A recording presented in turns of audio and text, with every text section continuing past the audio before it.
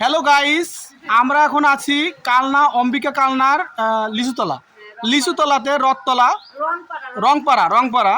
দেখেন অনেক বাংলাদেশি ভাইরা বলে যে ভারতের ভিতরে জল নেই। দেখেন এখানে একটা শহরের মতো জায়গা, উঁচু জায়গা, এখানে কি পরিমাণ জল অবহমান এবং কি পরিমাণ জলের রাশি বইতেছে। তারা বলে যে শুধু বাংলাদেশেই জলে তলিয়ে যাচ্ছে। আরে দেখো না, ভারতের মতো জায়গা, উঁচু জায়গা, যেখানে অনেক সেইখানে জলে প্লাবিত বর্ষিত হয়ে যাচ্ছে, রাস্তাঘাট তলিয়ে যাচ্ছে, যেখান থেকে মানুষ যাতায়াত করে, ঘরের ভিতরে জল চলে যাচ্ছে। ওই দেখেন এই ঘরটা পর্যন্ত তলিয়ে যাবে কিছুক্ষণ মাঝেই, দেখা যাচ্ছে এরকম। আর 4 আঙ্গুল জল হলেই ঘরটা ঘরটা তলিয়ে যাবে। আর সেই জায়গায় আপনারা ওখানে বসে সবাই শুধু ভারতের ভারতের ভারতের। আরে ভাই, ভারত ভারত না করে জল হতেই পারে। জল যখন বৃদ্ধি পাবে তখন সব দেশেই হবে। সেটা ভারত কি, বাংলাদেশ কি, পাকিস্তান কি, আর সৌদি আরব কি, সব দেশেই জল হইতে পারে।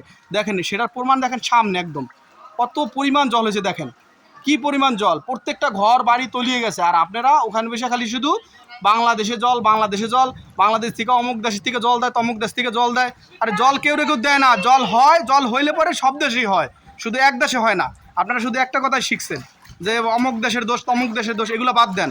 এগুলো বাদ দিয়া নিজে যে অবস্থায় থাকবেন ওই অবস্থায় প্রস্তুতি গ্রহণ করেন, ওই অবস্থায় সে দেশকে রক্ষা করার চেষ্টা করবেন। যার যার দেশ হোক, যার যার সম্বল থাকে ওই পরিমাণ ওইভাবে তার গড়ে তুলতে হয় যে কিভাবে আমি বাঁচবো, কিভাবে আমি অন্যকে বাঁচাবো। এটাই হলো চিন্তা ভাবনা। অন্যের দোষ না দিয়ে নিজে কিভাবে তা ওই মুহূর্তে কিভাবে মানে নিজেকে মানে স্যাটিসফাইভাবে তো মানে বাঁচাইয়ে তোলা যায় সেই চিন্তা করতে হবে। অপরকে কীভাবে সাহায্য করা যায়। আর কিছু হইলেই ওই দেশের মানুষ ভালো না, ওই দেশের জল ভালো না, ওই দেশে জল দেয়, এগুলো কি, এগুলো চলে না। ঠিক আছে, নিজের দেশের প্রতি করেন, নিজের দেশ নিয়ে গর্ব করেন, অন্যের দেশের দোষ দিয়েন না, তাহলে সবচেয়ে ভালো হয়। দেখেন প্রত্যেকটা জায়গা কিভাবে জলে টইটম্বুর, জলে ভরপুর, জলরাশিতে রাশিতে, মানে একবারে মানে কি একটা অবস্থা। দেখেন জল বইতেছে, দেখেন এটা এটা এটা দেখছেন জলটা কীভাবে বইতেছে, দেখছেন অজস্র জলের রাশি, অজস্র জলের রাশি, জল আর জল, জলে জলে টইটম্বুর। এটা বিশাল উঁচু জায়গা, এটা একটা বিশাল উঁচু এলাকা।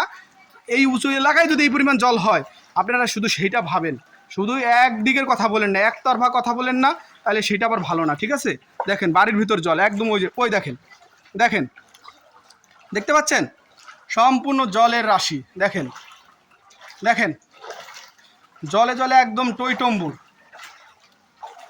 জলময় এলাকা। ভালো থাকবেন। আমরা এটাই চাই যে একে অপরের দোষ না দিয়ে যার যে অবস্থায় থাকি ওই অবস্থায় ওই প্রস্তুতি নেওয়াটাই ভালো, অপরের দোষ না দেওয়াটাই ভালো। ঠিক আছে, জল যে কোনো দেশে হইতে পারে, যে কোনো অবস্থায় হইতে পারে। এই যে মাছ দেখা যায়, একবার ডাইরেক্টলি মাছও দেখা যায়। এইমাত্র আমি বড় মাছ দেখতে পাইলাম। ঠিক আছে, জলের সাথে মাছ চলে আসছে। দেখেন অবস্থা, চারোদিকে জল আর জল,